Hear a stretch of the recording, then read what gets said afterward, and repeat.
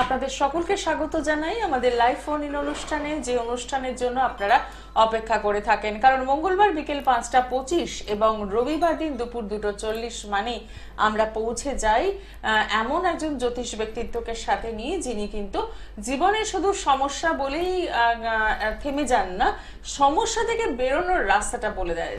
সত্যি কথা বলতে কি, আমাদের সকলের জীবনে সমস্যা রয়েছে। আপনারা যারা টিভির প্রান্তে রয়েছেন তাদের জন্য হয়তো মনে হয় যে আমরা যারা এই জগতের সাথে কাজ করছি তাদের জীবনে কোনো সমস্যা নেই, বা রাস্তাঘাটে পথ চলতি মানুষদের দেখে মনে হয় যে কোনোই সমস্যা নেই, খুবই তো ভালো আছেন। আদপে কিন্তু ব্যাপারটা তা নয়, কারণ গ্রহ নক্ষত্রের ভূমিকা বা গ্রহ নক্ষত্রের হাত থেকে আমরা কিন্তু খুব সহজে ছুটকারা পাই না, বা বলতে পারি মুক্তি পাই না। তো সেক্ষেত্রে সেই গ্রহ নক্ষত্রগুলো আপনার উপর কিরকম রেজাল্ট ফেলতে পারে, কি করতে পারে, সেগুলো একটু যদি আমরা আগের থেকে জেনে নিতে পারি তাহলে হয়তো সাবধান হতে পারি। হয়তো সামনের সময়টা আপনি রাস্তাটাতে কোন রাস্তায় গেলে হোঁচট খাওয়ার সম্ভাবনা রয়েছে সেটা যদি জেনে যান, তাহলে আপনি সেই রাস্তাটা অ্যাভয়েড করে পাশের রাস্তা দিয়ে যাচ্ছেন। জ্যোতিষশাস্ত্র কিন্তু সেই পথটা দেখিয়ে দেয়, আর একজন সঠিক অ্যাস্ট্রোলজার কিন্তু বারে বারে আপনাকে চিনিয়ে দেবে আপনি কিভাবে চলবেন জীবনে। আর ঠিক সেই কারণেই আজকের এই অনুষ্ঠান, সঙ্গে রয়েছেন মোহিনী আচারিয়া ঘোষ এবং রয়েছেন আপনারা 25712255 এবং 40081437 এই নাম্বারে। শুরু করবো আজকের অনুষ্ঠান আপনাদের সাথে নিয়ে, এবং স্টুডিওতে উপস্থিত রয়েছেন মোহিনী আচারিয়া ঘোষ, তাকে স্বাগত জানিয়ে। নমস্কার। নমস্কার দিদি, তোমাকেও। একেবারেই নববর্ষের এখন অবধি এতে রয়েছি, রেস্টটাতে আমরা রয়েছি একদম। এবং আজকে অন্নপূর্ণা পুজো, তো প্রথমেই বলবো যে মা অন্নপূর্ণা সকলের বাড়িতে বিরাজিত হন, অন্তত কেউ যেন অন্যের অভাবে না থাকে, এইটুখানি বলবো। আমরা একটু চেষ্টা করি না আজকের দিনটা শপথ নিতে, যে হয়তো একার দ্বারা পুরো পৃথিবীকে সম্ভব নয়, কিন্তু দুজনকে তো সম্ভব, সেই দুজন ব্যক্তিটা যেন অন্যভাবে না থাকে, এইটুকুনি শপথ হয়তো আজকের দিনে আমরা নিতে পারি। তো আজকে যে বিষয় নিয়ে আমরা কথা বলবো, যে প্রত্যেকটা মুহূর্তেই তো আমরা বলি যে আমাদের যখনই কাউকে জিজ্ঞাসা হয় কেমন যাচ্ছে, মানে কেমন আছি, আমরা কি বলি, হয় মোটামুটি রয়েছি, নয় বলি খারাপ আছি। ভালো আছি বলতে খুব কষ্ট হয় আমাদের। তো এই ভালো থাকা বা মোটামুটি থাকা, যাই থাকা, সবটাই কিন্তু গ্রহের উপর ডিপেন্ড করছে। এবং প্রত্যেকটা মুহূর্তে গ্রহগুলো তাদের পথ নির্দেশ করছে, পথ পাল্টাচ্ছে। তো এখন বর্তমান সিচুয়েশনটা কেমন সেটা একটু যদি বলো। একদম বর্তমান সিচুয়েশন যদি বলি, তাহলে আমি ইতিমধ্যে রাশিফল দিয়ে দিয়েছি, যে যেহেতু হিসাব মতো দেখতে গেলে ইংলিশ অনুযায়ী চলছে শনি, আর বাংলাতে আমরা সবে সবে মঙ্গলে পা দিয়েছি। এবং আমি কালকে দেখছিলাম কোনো একটি ইউটিউবে দিয়েছেন কি এই বছরে 3টে নবরাত্রি পাওয়া গেছে। এমনটা কি হয়? হ্যাঁ হয়। একবার ভেবে দেখুন যে মা মঙ্গলার বৎসর, একদম মা মঙ্গলময়ী মঙ্গল রূপে আছেন, এবং হয় না যে 3টে নবরাত্রি একসঙ্গে পাওয়া, এটাও কিন্তু একটা ভীষণ একটা কোথাও ভালো যোগ, যেটা আমি বারবার বলেছি যে আমাদেরকে বুঝে শুনে চলতে হবে। আমি বারবার বলেছি যে এই সময়টা অন্তত এই 6টা মাস ভণ্ডামির সময় নয়, এই 6টা মাস অথেন্টিক জায়গাটায় দাঁড়াতে হবে। এবং এত বছর ধরে সব থেকে বড় কথা, আমরা যারা ওয়েট করে আছি না দিদি, কি জীবনে তো কিছুই হলো না, আর বোধহয় কিছু হওয়ার নেই, তো তাদের প্রত্যেকের জীবনে কিন্তু এবার কিন্তু একটা একটা করে দিক খুলবে। এবং তাছাড়া সব থেকে বড় যেটা, যে সমস্যা তো সবাই জানি হয়, তো সেই সমস্যার জায়গাটা পার্টিকুলারলি কোন দিকটাতে হচ্ছে, বা কার জন্য হচ্ছে, বা কিসের জন্য আমরা আজকে এই সমস্যাটায় পড়েছি, সেই দিকগুলো কিন্তু আস্তে আস্তে আমাদের এবার জানার সময়। আচ্ছা, আমরা বিস্তারিত আলোচনায় আসবো, কিন্তু একজন বন্ধু রয়েছেন। নমস্কার, কে রয়েছেন সঙ্গে? হ্যালো, হ্যাঁ বলুন, কে বলছেন? আমরা হাওড়া থেকে বলছি। আচ্ছা, কার জন্য জানবেন? আমি নদী সম্পর্কে। নামটা বলুন। Atasi Khamaru. Date of birth? 3রা মার্চ 1986। সময়? রাত্রি 1:55। মানে 22 তারিখটা 23 তারিখ হচ্ছে তো? না, 3রা মার্চ, মার্চের 3 তারিখ। আচ্ছা, হ্যাঁ 2 তারিখটা 3 তারিখ হয়েছে। হ্যাঁ হ্যাঁ, ঠিক আছে, রাত 1টা। হ্যাঁ হ্যাঁ। জন্মস্থান? জন্মস্থান হচ্ছে দেবপুর। আচ্ছা, রাশি লগ্ন জানেন? না না দিদি, আমি কিছু জানি না, ওই জন্য ফোন করেছি। আচ্ছা, সঙ্গে থাকবেন। অনুষ্ঠান দেখা হয় নিয়মিত? হ্যাঁ দেখি, সবসময় পাই না। ঠিক কথাই, একদমই তাই। আচ্ছা, নমস্কার দিদি, আপনাকে শুভ নববর্ষ, বছরটা খুব ভালো কাটুক। আপনার যে চার্টটা দিয়েছেন, চার্ট অনুযায়ী দেখা যাচ্ছে ধনু লগ্ন এবং বৃশ্চিক রাশি, দ্বাদশে শনি মঙ্গল বসে রয়েছে। পায়ের প্রবলেম, পেটের প্রবলেম এবং অ্যালার্জি প্রবলেম, তিনটে জিনিস নিয়ে যথেষ্ট ভুগবেন, ঠিক বলছি? হ্যাঁ হ্যাঁ দিদি, ঠিকই বলেছে, আমার পায়ের একটু সমস্যা হয়। পায়ের সমস্যা এবং পেটের সমস্যাও থাকবে এবং পাইলসের সমস্যা হতে পারে। দিদি কি বললেন, ধনু রাশি আর ধনু লগ্ন বৃশ্চিক রাশি। ধনু লগ্ন বৃশ্চিক হ্যাঁ, একটু লিখে নিন আপনি, যাতে পরবর্তীতে আপনার অসুবিধা না হয়, কেমন? আচ্ছা, আপনি বলুন আপনার কি প্রশ্ন আছে। হ্যাঁ, প্রশ্ন কি আছে আমার সম্পর্কে জানতে চেয়েছি। আচ্ছা দিদি, আমার যে এই যে ধনু লগ্ন, দেবতার উপাসনা করলে আমার শরীর সুস্থ থাকবে? কি দেবতার উপাসনা করলে আপনার শরীর সুস্থ থাকবে? দেখুন, সবার আগে বলবো, যদি বলি গ্রহ অনুযায়ী, তাহলে বলবো বৃহস্পতিকে আপনাকে দেখতে হবে। অবশ্যই তারামার আপনি পুজো করতে পারেন, অবশ্যই দেবগুরু বৃহস্পতির পুজো করতে পারেন, এই দুজনের পুজো আপনি করতে পারেন। বেসিক্যালি আমি এই দুজনেরই সাজেস্ট করব। আর আরেকটা কথা হচ্ছে, আপনার শরীর স্বাস্থ্যের কথা যদি বলেন, তাহলে বলবো চন্দ্রমঙ্গল শনি, তো মঙ্গল শনি আগুন যোগ, এবং তার সঙ্গে চন্দ্র জল দিচ্ছে, ইমোশনালি বারবার অ্যাটাক হচ্ছেন, জীবনে বার করে আপনি অ্যাটাক হচ্ছেন। শুধুমাত্র ইমোশনাল ভাবে আপনাকে মানুষ ইউজ করে আপনার থেকে তার নিজের আখেরটি গুছিয়ে নিয়ে আলটিমেট জায়গায় আপনাকে জিরোতে বসিয়ে দিয়ে ছেড়ে দিচ্ছে। তো অবশ্যই যেটা বলবো, যে প্রতিদিন অবশ্যই শিবশম্ভুর পুজো করুন এবং বাবাকে তামার পাত্র, শিব শম্ভুর পুজো মানে ভোলানাথের পুজো করুন এবং তামার পাত্রে জল নিন, তার সাথে অল্প অঘুরু নিন, অঘুরু নিয়ে তার সঙ্গে অল্প সাদা চন্দন যোগ করে বাবাকে প্রতিদিন স্নান করান, কেমন? মহামৃত্যুঞ্জয় মন্ত্র পাঠ করুন। দিদি আরেকটা কথা জানার আছে। বলুন। বলছি, একই আসনে বসে যদি কেউ চল্লিশা পাঠ করে বা গণেশ চল্লিশা পাঠ করে হবে? মানে অবশ্যই। আসনে বসে গণেশ চল্লিশা পাঠ করলো, তারপরে হনুমান চল্লিশা পড়লো, হবে তাহলে? হ্যাঁ, অবশ্যই হবে, কেন হবে না? দেখুন, ভগবানের মধ্যে কোনো ভেদাভেদ নেই। আপনি যদি এক আসনে বসে মায়ের পুজো করেন, তারপর যদি আপনি বাবার পুজো করেন, কেউ রুষ্ট হবে না, ঠিক আছে? হ্যাঁ, সবসময় আমি যেটা বলি যে ইষ্ট দেবীকে আগে, যখনই আপনি কোনো আসনে বসছেন, তখন আপনি সবার আগে আপনার ইষ্ট দেবতার উদ্দেশ্যে আগে একটা প্রণাম করবেন। দেন প্রণামটা আপনার বাবা মার থাকবে, গুরুদেবের প্রতি প্রণাম করবেন, এবং দেন আপনার যে কোনো দেবদেবীর উপাসনা আছে করুন। তবে হ্যাঁ, খুব বেশি মারাত্মক ভাইব্রেন্ট কোনো দেবদেবতার পুজো আমি বলি না জেনে শুনে করাটা ঠিক নয়, ঠিক আছে? কিন্তু আপনি যাদের যাদের বললেন, তাদের ক্ষেত্রে কোনো নেগেটিভ সাইন্স নেই, না মহাগণপতি বা গণপতির আছে, না হনুমানজির আছে, তো আপনি করতেই পারেন, কোনো অসুবিধা নেই। অসংখ্য ধন্যবাদ ফোন করার জন্য। খুব সুন্দর প্রশ্ন রেখেছিলেন আপনি। জীবন সম্পর্কে জানতে চেয়েছিলেন, তার সাথে কিভাবে পুজো অর্চনা করবেন সেটাও জেনে নিলেন। সত্যি তাই, আমাদের জীবনে চলার পথে এই পুজো অর্চনা, মন্ত্র, এগুলো তো ভীষণ একটা মানে রাখি। এবং অনেক সময় যেটা হয়, আমরা না জেনে ভুল করে বসি অনেকটাই, এবং পুজোর পদ্ধতিটাও অনেক ক্ষেত্রে আমরা জানি হয়ে যাচ্ছে। এবং সর্বোপরি আমি বলবো যে শুধুমাত্র এটা নয় যে আমরা নিজেরা ভুল করছি, আমাদেরকে না একটু জেনে রাখতে হবে। যখন এটা নিয়েই কথা হলো, প্রথম কলটাই যখন এটা, যে কোন দেবতা বা কোন দেবী, হয়তো বড় মা এটাই চান যে আজকের দিনটা আমরা এটাকে নিয়ে একটু মানুষকে সচেতনতা দিই। কারণ গতকালকে আমি একটি পোস্ট দেখেছিলাম যেখানে বলা হয়েছে দেবী ধূমাবতীর পুজো করানো হয়েছে, এবং কোনো একজন অ্যাস্ট্রোলজার তিনি পুজো করিয়েছেন, কোনো আশ্রমে পুজো করিয়েছেন, অনলাইনে ভিডিও কল করেছেন, সংকল্প করিয়েছেন ব্যক্তিকে দিয়ে, আর দেন তার পুজোটা সেখানে হয়েছে, কিন্তু ব্যক্তিটা উপস্থিত ওখানে। তো সেই ক্ষেত্রে এখন যেটা হচ্ছে, একটি বছর পার করলো, মেয়েটির বর্তমান প্রচুর প্রবলেমস আসছে, এবং সেখানে দাঁড়িয়ে অনেকেই বলছে যে না, ধূমাবতীর পুজো করতে নেই, এটা করতে নেই, ওটা করতে নেই। সর্বোপরি বলবো যে ওনার কাছে একটা বিশ্বাস হচ্ছে যে কেতুর যেহেতু দেবী ধূমাবতী, ওই জন্য, এবং আমি কিছু কিছু সমস্যায় পড়েছিলাম যার জন্য।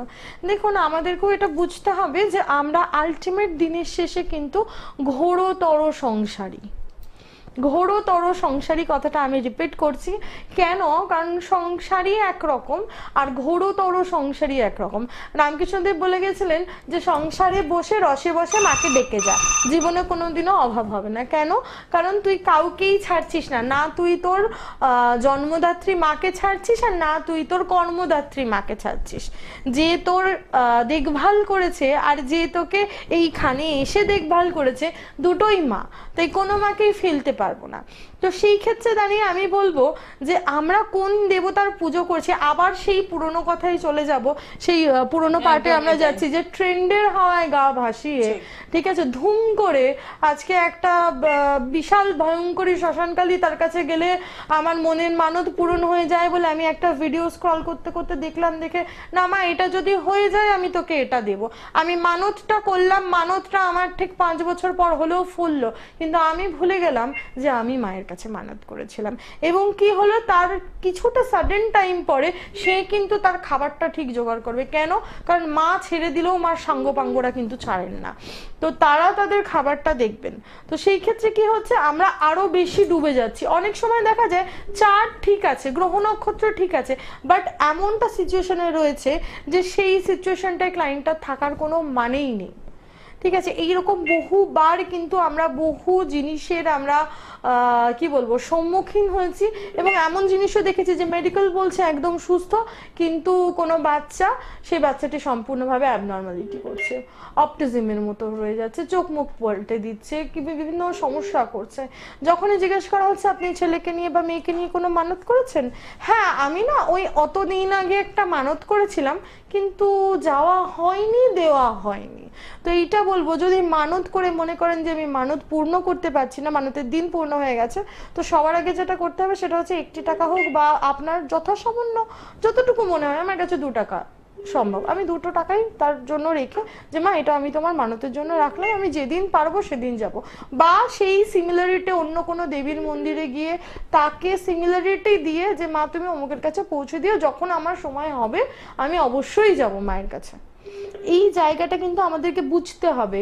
তাই ধুমধাম করে চট করে কিছু পাঠ করে নিলাম, পড়ে নিলাম, এমনটা নয়। বজরং বান আমরা সবাই পড়তে পারি, এটা যেরকম সত্যি কথা, সেই রকম বজরং বান সব সময় সব জায়গায় বসে পড়া যায় না, এটাও ঘোরতর সত্যি কথা। তাই ইউনিভার্সাল ট্রুথ দুটোই আছে। আজকে আমি যদি বলি যে আমি জল খাবো আর আমি জল খেতে চেয়েছিলাম, দুটোই এক, কিন্তু দুটোর মানে কিন্তু এক নয়। হনুমান চালিসা আজকের দিনে বেশিরভাগ মানুষ আমরা পাঠ করি, ঠিক আছে, হনুমান চালিসা আমরা পাঠ করতে পারি, কিন্তু হনুমান চালিসার সাথে সাথে অনেকে আছে চোপাই পাঠ করে, সেটাও ঠিক আছে, কিন্তু দেখা যাচ্ছে পার্টিকুলার বজরং বান আমরা যখন পাঠ করছি সেটাকে আমাদেরকে একটু খেয়াল রাখতে হবে। কেন? কারণ দেখা যাচ্ছে আমরা বজরং বান কনস্ট্যান্ট এমন টাইমে বসে পাঠ করছি বা এমন একটা জায়গায় বসে পাঠ করছি যেখান থেকে আমাদের পজিটিভিটি তো দূরহস্ত, নেগেটিভিটির বিস্তার হচ্ছে, এবং বারংবার করে আমরা সমস্যার মধ্যে জড়িয়ে পড়ছি। তো এই দিকগুলো, এই ছোট্ট ছোট্ট ভুলগুলো কিন্তু আমি সবসময় বলি কি change your lifestyle and change your destiny in your hand. তাই ট্রেন্ডের হাওয়ায় গা ভাসিয়ে দেওয়ার আগে আমাদেরকে একটু বুঝতে হবে যে আমরা কি করছি আর আমরা কি করতে যাচ্ছি। আজকে কেতু সাবস্টিটিউট যদি মা ধূমাবতী হয়ে থাকেন দশমহাবিদ্যায়, তো সেই রকম কেতু সাবস্টিটিউট আমি আমার সাধ্যের মধ্যে শ্রী নারায়ণেরও পুজো করতে পারি, শ্রী বিষ্ণুদেবেরও পুজো করতে পারি, শ্রী বালাজিকেও পুজো দিতে পারি, বা আমি নাগদেবীটাকেও পুজো দিতে পারি। কারণ এদের রুষ্ট হওয়ার চান্সেসটা খুবই কম।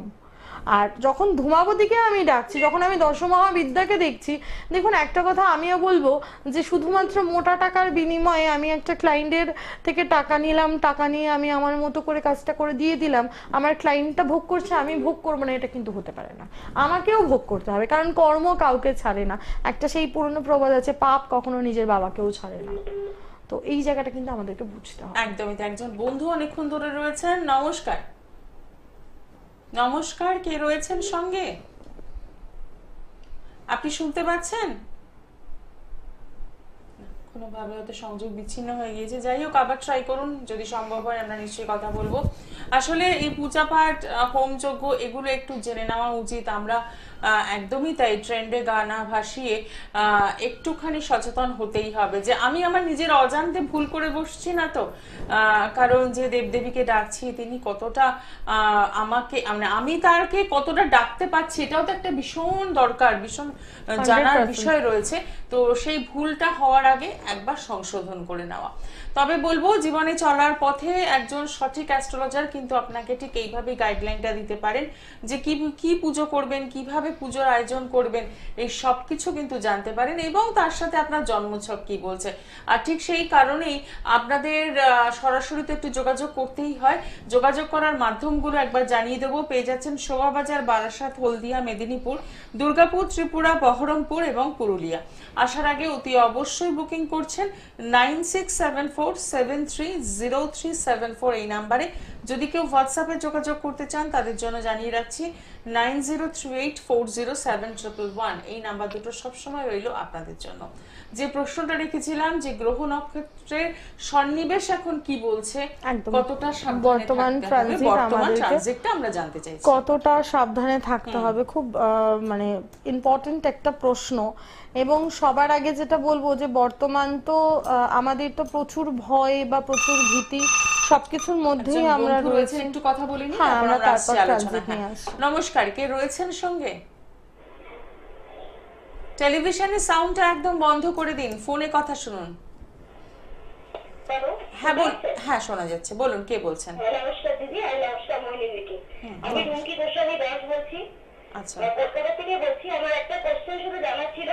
অনেক ভিডিওতে দেখি তুলসী গাছে জল দেওয়া রবিবার দিন যাওয়া যায়, দেখি সত্যি কথা রবিবার দিন কি বা একাদশীতে তুলসী গাছে জল দেওয়া যাবে না? একটা খুব ইম্পর্টেন্ট প্রশ্ন করলেন, সেটা হচ্ছে যে রবিবার দিন তুলসী গাছে জল দেওয়া যাবে বা একাদশীতে যাবে না। সব থেকে বড় কথা হচ্ছে যে আমি যদি উদ্ভিদের দিক থেকে বলি বা বিজ্ঞানসম্মত বলি তাহলে বলবো প্রতিদিন জলের দরকার।